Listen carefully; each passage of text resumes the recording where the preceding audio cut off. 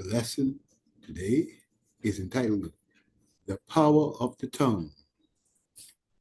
The Power of the Tongue.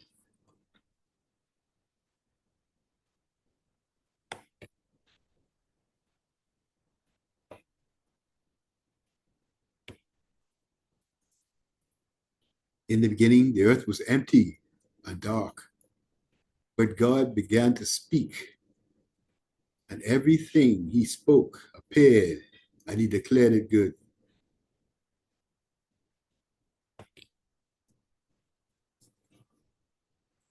In the beginning, God created the heaven and the earth was without form and void, and darkness was upon the face of the deep. And the Spirit of God moved on the face of the waters.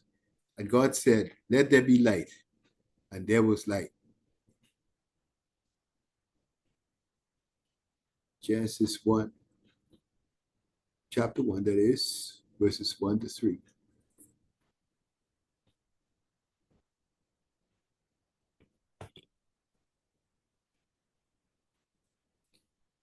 So God created man in his own image. In the image of God created he him. Male and female created he them. And God blessed them. And God said unto them, "Be fruitful and multiply, and replenish the earth, and subdue it, and have dominion over the fish and the sea, and over the fowl of the air, and over every living thing that moveth upon the earth." Genesis 1, 27 through 28.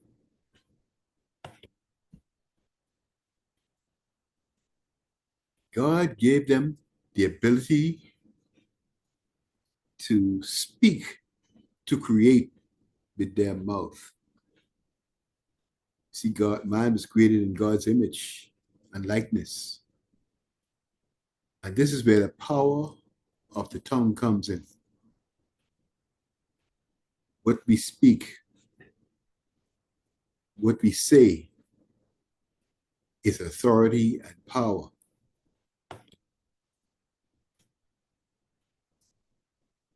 And out of the ground, the Lord God formed every beast of the field and every fowl of the air, and brought them unto Adam to see what he would call them.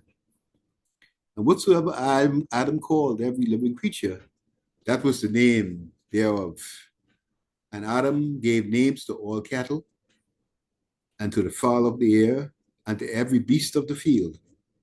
But for Adam there was not found an help meet for him. Genesis chapter 2, verses 19 through 20.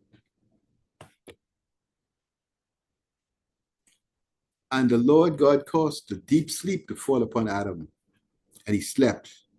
And he took one of his ribs, and closed up the flesh instead thereof. And the rib which the Lord God had taken from Adam made he a woman, and brought her unto the man. And Adam said, "This is now bone of my bones, and flesh of my flesh. She shall be called woman, because she was taken out of man." Genesis 2, 21 through 23. You see, in the tongue, there is death and life. This is the power of the tongue.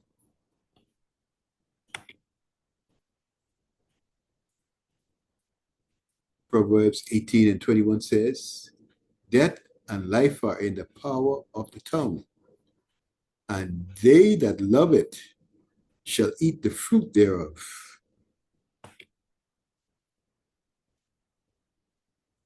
First Peter 3, 10 to 12 says, "For he that will love life and see good days, let him refrain his tongue from evil, and his lips that they speak no guile.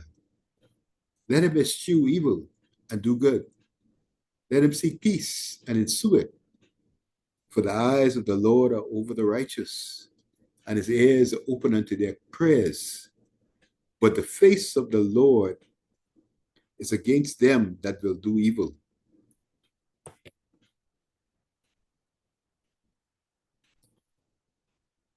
You see, the tongue, it can bring judgment, and it will bring judgment. Psalm 73, verses 8 to 10 says, they are corrupt and speak wickedly concerning oppression. They speak loftily. They set their mouth against the heavens, and their tongue walketh through the earth. Therefore his people return hither, and waters of a full cup are wrung out to them.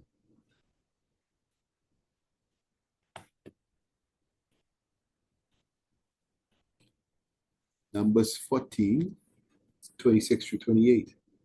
And the Lord spake unto Moses and unto Aaron, saying, how long shall I bear with this evil congregation, which murmur against me? I have heard the murmurings of the children of Israel, which they murmur against me. Say unto them, as truly as I live, saith the Lord, as ye have spoken in mine ears, so will I do to you. And this is a good example of judgment coming from the tongue. There is life and death in the tongue.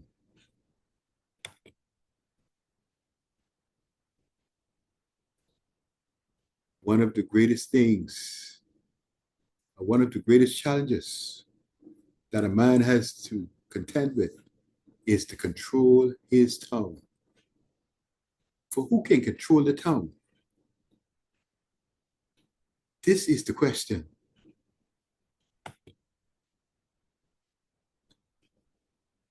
James chapter 1, verses 26 through 27.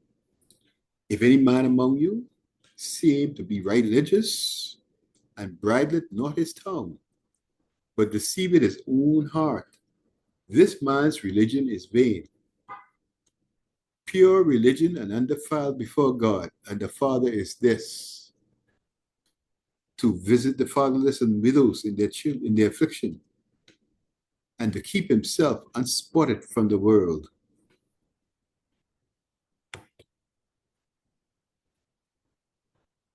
James chapter 3, verses 2 to 5. For in many things we offend all. If any man offend not in word, the same is a perfect man, and able also to bridle the whole body. Behold, we put bits in the horses' mouths, that they may obey us, and we turn about their whole body. Behold also the ships, which though it be so great, and are given of fierce winds, yet are they turned about with a very small m, whithersoever the governor listeth.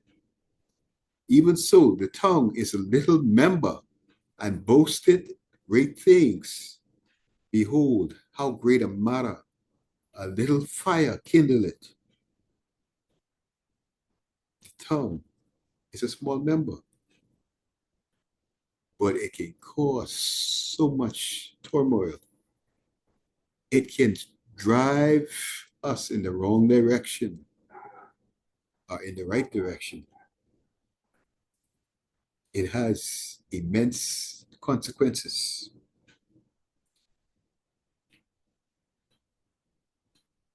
The tongue will bring judgment.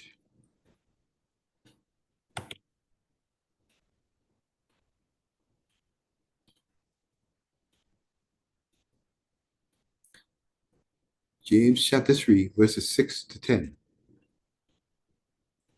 And the tongue is a fire, a world of iniquity. So is the tongue among our members, that it defileth the whole body, and setteth on the fire the course of nature, and is set on fire of hell, where every kind of beast, and of birds, and of serpents, and of things in the sea is tamed, and had been tamed of mankind. But the tongue can no man tame. It is an unruly evil, full of deadly poison. Therewith bless we God, even the Father, and therewith curse we men, which are made after the similitude of God. Out of the same mouth proceeded blessing and cursing. My brethren, these things not ought so to be. This is serious.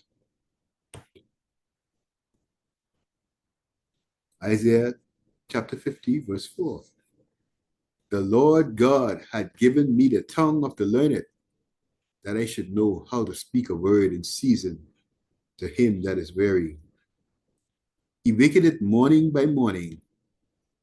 He waketh it mine ear to hear as the learned.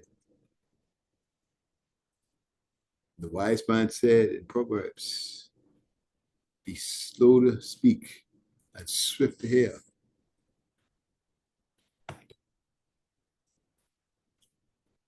The tongue brings forth good or bad fruit. Matthew chapter 12, verses 33 to 34. Either make the tree good and its fruit good, or else make the tree corrupt and his fruit corrupt. For the tree is known by its fruit. O generation of vipers, how can ye, being evil, speak good things? For out of the abundance of the heart, the mouth speaketh. Whatever is inside comes out. And this is what Jesus had said. It's not that which goes in that defiles the man, but that which comes out.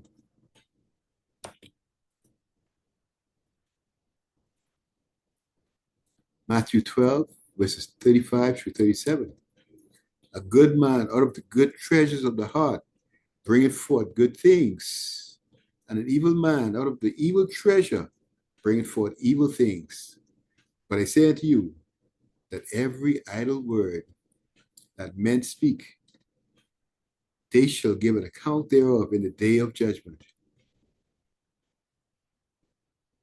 For by thy words thou shalt be justified, and by thy words thou shalt be condemned. Good and bad fruit, good and bad.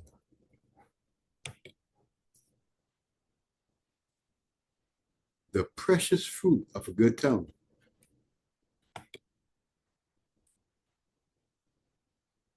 Proverbs 10 and 20. The tongue of the just is as a choice silver. The heart of the wicked is little worth. Proverbs 12 and 14. A man shall be satisfied with good by the fruit of his mouth, and the recompense of a man's hands shall be rendered unto him. Proverbs 12 and 18. There is that speaketh like the piercings of a sword, but the tongue of the wise is health. Proverbs 15 and 4. A wholesome tongue is a tree of life, but perverseness therein is a breach in the spirit.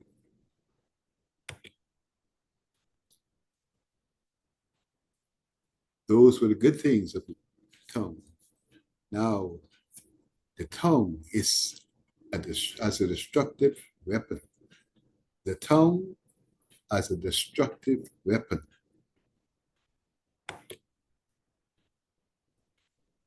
Proverbs 26 and 24. He that hateth dissembleth with his lips, and laid up deceit within him.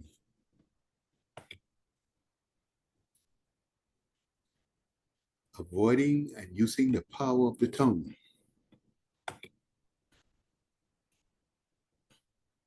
Go from the presence of a foolish man, when thou perceive not in him the lips of knowledge. Proverbs 14 and 7.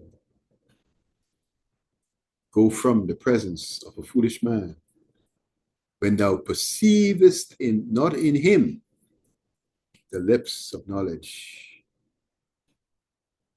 The minute you find out that a foolish man, there is no knowledge in him, flee, turn away right away. Get thee hence. Whosoever keepeth his mouth and his tongue, keepeth his soul from troubles. Proverbs 21 and 23.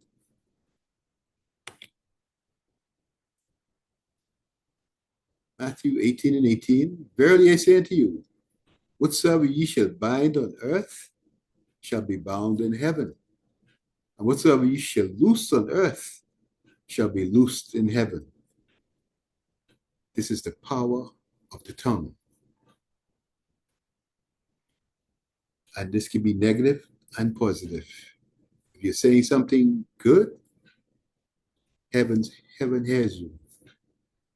God honors our words, and they are kept in store, either for good or for judgment.